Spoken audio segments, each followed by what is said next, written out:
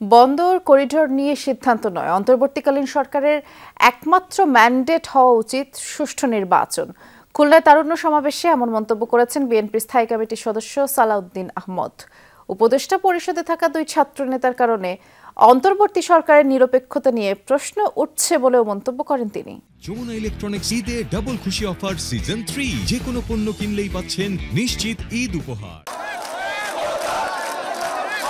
এই জনস্রোত এসেছে বাগেরহাট, সাতক্ষীরা আর যশোর থেকে, এসেছে পিরোজপুর, ভোলা আর পটুয়াখালী থেকেও। কাঠফাটা রোদ উপেক্ষা করেই বিএনপি নেতাকর্মী সমর্থকদের ঢল এক হয় খুলনার সার্কিট হাউস মাঠে তারুণ্য সমাবেশে। খণ্ড খণ্ড মিছিল নিয়ে সমাবেশস্থলে জড়ো হন তৃণমূল নেতাকর্মীরা। জানান তরুণদের রাজনৈতিক অধিকার আদায়ে এই আয়োজন।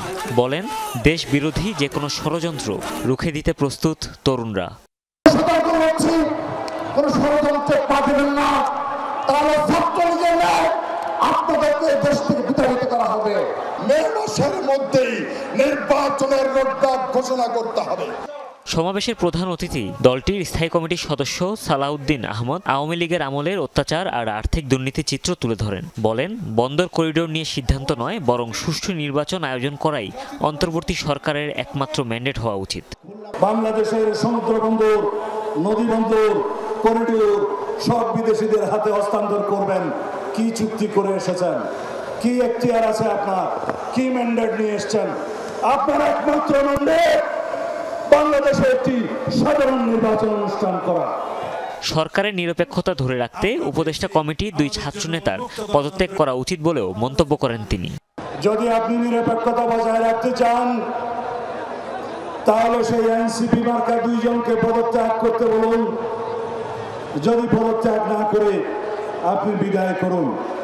এছাড়া সরকারের নিরাপত্তা উপদেষ্টা নিয়েও প্রশ্ন তোলেন সালাউদ্দিন আহমদ। এই জাতীয় নিরাপত্তা উপদেষ্টা হয় নিজে পদত্যাগ করবে, না হয় আপনি তাকে বিদায় করবেন।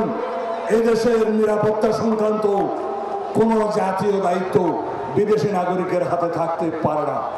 এই সরকারের আমলে নির্বাচনের জন্য যদি রাজপথে নামতে হয়, তা জাতির জন্য দুর্ভাগ্যজনক হবে। তারুণ্যের সমাবেশ থেকেই এমন মন্তব্য করেন বিএনপির এই নেতা। যদি কোনোদিন নির্বাচনের দাবিতে এই অন্তর্বর্তীকালীন সরকারকে ঘেরাও করতে হয়, হুমায়ুন রশিদ, যমুনা নিউজ। আমাদের জাতির জন্য একটি দুর্ভাগ্য।